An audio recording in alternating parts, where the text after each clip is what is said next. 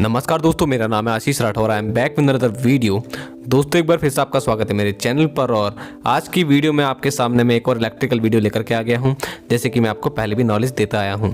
आज की वीडियो में हम समझेंगे जो ये छोटे छोटे कंपोनेंट्स लगे हुए हैं जो कि एक कंटेनरी को सपोर्ट प्रोवाइड करते हैं, तो उसमें किस किस तरीके की चीज़ें होती हैं, उनके नाम क्या होते हैं। तो सबसे पहले हम OHE मास्ट और उसमें लगे हुए आर्म के बारे में पढ़ेंगे और सपोर्ट सिस्टम के बारे में बात करेंगे। तो आपके सामने ये OHE है। अब देख लीजिए, आप दो आपके सामने वायर होते हैं, हमेशा से इन वायरों पे आपकी नज़र रहती होगी। Contact wire, catenary wire. Contact wire वही वायर है जिससे हमारा पेंटोग्राफ का कॉन्टैक्ट होता है और इसी के अंदर 25,000 वोल्ट की सप्लाई वोल्टेज होती है। अब आती है बात मास्ट की। OHE मास्ट, जो आप खंभा देखते हैं उसे OHE मास्ट कहा जाता है। फिलहाल इस कंडीशन में ये एक आर्म कहलाएगा क्योंकि ये नीचे से कटा हुआ है, ऊपर की तरफ लगा हुआ है, और इसको हम पोल भी कह सकते हैं, कोई दिक्कत नहीं है। तो आपने इन तीन चीज़ों के बारे में जाना। अब आगे बढ़ते हैं। आगे दोस्तों आप लोग देख रहे हैं इंसुलेटर को। यह है ऊपर टॉप इंसुलेटर और नीचे होता है बॉटम इंसुलेटर। इंसुलेटर एक ऐसा डिवाइस है, बहुत ही आम भाषा में बोलूँ तो एक पोल जो है वो एक मैकेनिकल सपोर्ट प्रोवाइड करने के लिए है, और हमारा करंट कैरिंग कंडक्टर जो है वो हमारा वायर है। तो उन दोनों के बीच में हम जो आर्म लगाएंगे तो वो जो आर्म है मैकेनिकल सपोर्ट प्रोवाइड करेगा, लेकिन इस आर्म के अंदर भी जो करंट आने की संभावना रहती है, उस करंट को रोकने के लिए ये एक सेपरेशन प्रोवाइड करता है इस पोल और आर्म के बीच में। बस इतना ही इसका काम होता है हर जगह। और भी इसकी अलग साइंस है, इंजीनियरिंग में हम जो पढ़ते हैं वो आपको किसी और दिन बताऊंगा। आगे बढ़ते हैं। तो अब इन दो मेन आर्म के बारे में पढ़ते हैं। सबसे पहला ये ऊपर का जो सपोर्ट प्रोवाइड कराने वाला ट्यूब है, इसे कहते हैं स्टे ट्यूब। अगला है ब्रैकेट ट्यूब। दोनों ही मिलकर एक राइट एंगल ट्रायंगल टाइप आकृति बनाते हैं OHE मास्ट के साथ मिलके। फर्दर अब आगे बढ़ते हैं। सबसे इंपॉर्टेंट रजिस्टर आर्म, इसको रजिस्ट्रेशन आर्म भी कहते हैं। ये आर्म किसी भी वायर से कनेक्टेड नहीं है, आप आराम से फोटो में देख पा रहे होंगे आई होप।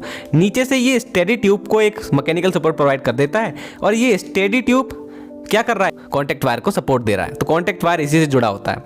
अब क्या होता है, ये स्टेडी ट्यूब इस रजिस्टर आर्म के आगे भी हो सकता है, पीछे भी। जैसे इसमें पीछे है और किसी जगह पे आपको आगे भी दिखेगा, वो इसकी जो कंडीशन है उस पर डिपेंड करता है। और कंडीशंस के दो नाम होते हैं, पुल ऑफ और पुश ऑफ। और ये दोनों चीज़ें क्यों होती हैं, इसको आगे फर्दर किसी दूसरी वीडियो में कवर कर दूंगा मैं, इसी वीडियो का अगले पार्ट में। तो दोस्तों, ऐसी छोटी छोटी शॉर्ट्स वीडियो जिनके अंदर मैं जानकारी देता रहूँगा इलेक्ट्रिकल सिस्टम की, जिसमें आप बोर भी नहीं हुआ करेंगे, थोड़ी नॉलेज भी मिल जाया करेगी।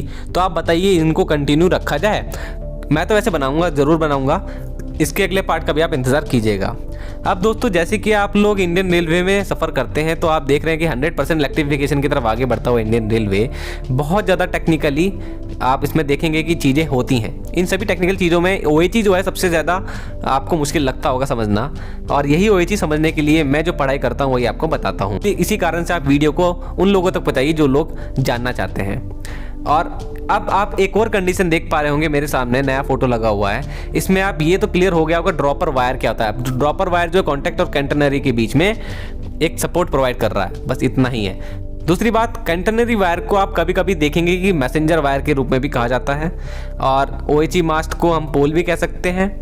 बहुत तरह के आपको नए नए नाम दूसरी जगहों पे लिखे मिल सकते हैं, लेकिन इनके काम आपको मैंने समझा दिए। सिर्फ जो आकृति है ना दोस्तों, उसी पर पूरी इंजीनियरिंग टिकी हुई है। इंजीनियरिंग का पूरा नॉलेज यूज करा जाता है इस आकृति को, इस डिजाइन को किस तरीके से हम और एफिशिएंट, एकदम सबसे परफेक्ट, एरोडायनेमिकली परफेक्ट बनाए, जिससे कि हमारा करंट जो कैरी हो रहा है वो अच्छे से हो पाए पेंटोग्राफ तक। तो इसी को समझने के लिए आप बने रहिएगा मेरे चैनल के साथ में। आज के लिए इतना ही। वंदे मातरम। भारत माता की जय।